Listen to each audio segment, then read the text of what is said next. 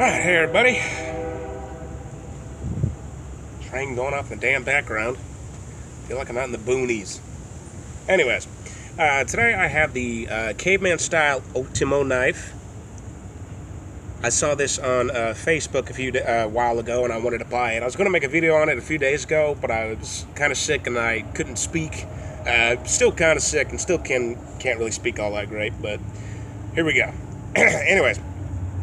So yeah, I saw this knife on Facebook and I wanted to buy it. I thought it looked pretty cool.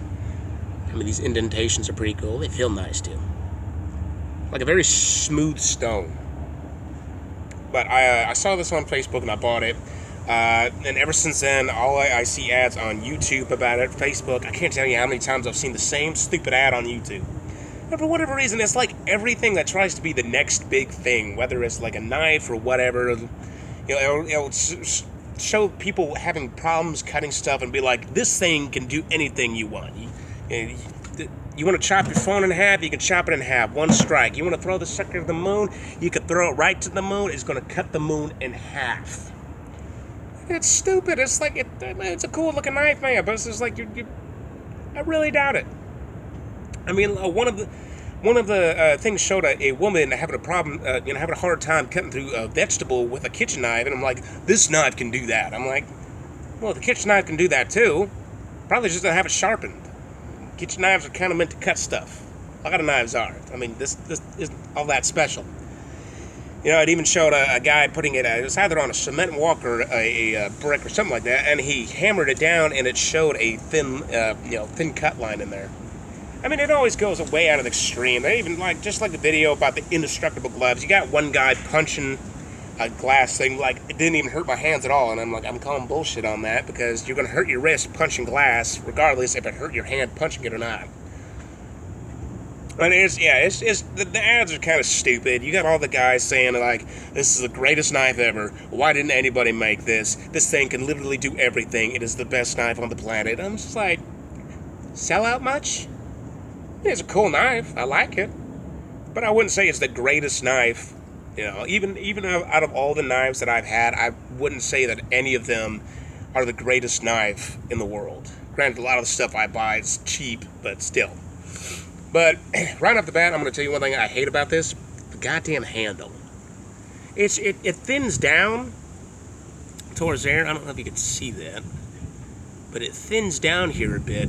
And it just makes it feel weird in the hand. I mean, I guess it's supposed to be like a curve, so it fits better or something like that, since the pinky is closer to the palm. I don't know. But it makes it feel weird. It's not terrible, it just makes it feel weird. How else can I hold it like that? That's what they kept showing people do that. It's supposed to give you better precision cuts and, better control over it. Even had dudes, flipping it around and everything. Uh-oh. There we go. That worked. But, I mean, yeah, really, the handle so far is just my one critique. I hate that. I don't know why it's down there. I mean, really, that, and it's just very smooth. There's no real grip to it. It's just a very smooth handle.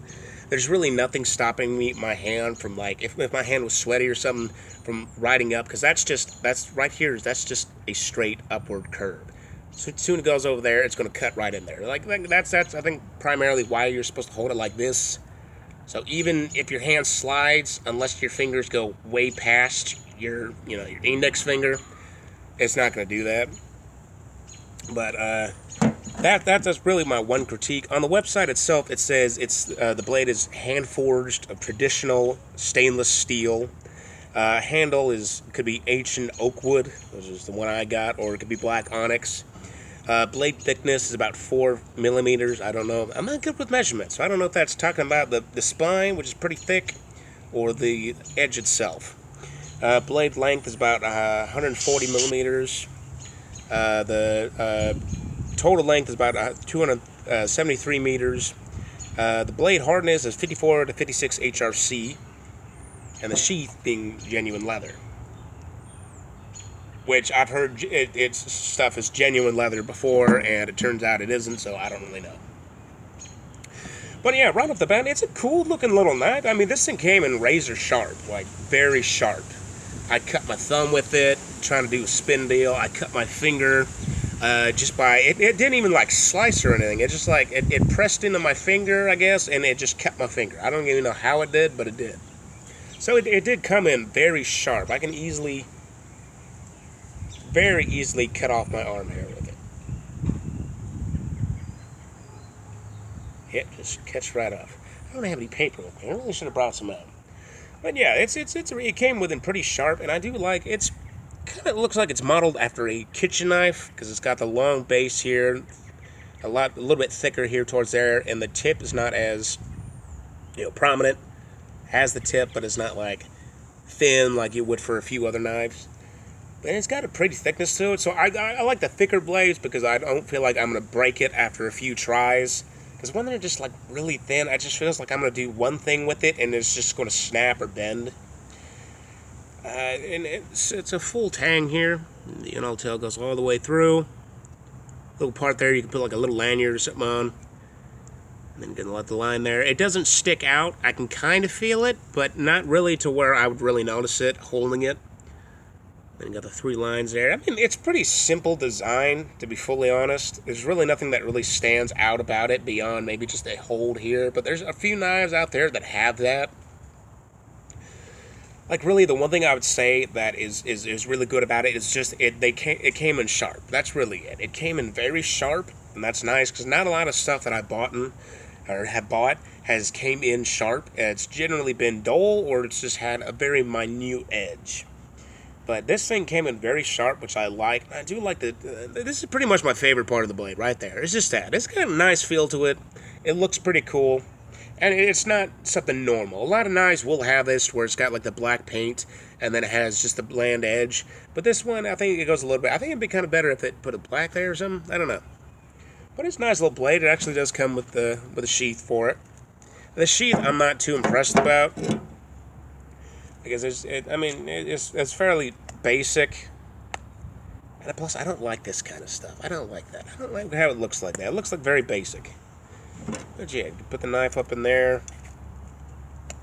I mean, it's a nice little deal. It comes with its own, little belt hoop.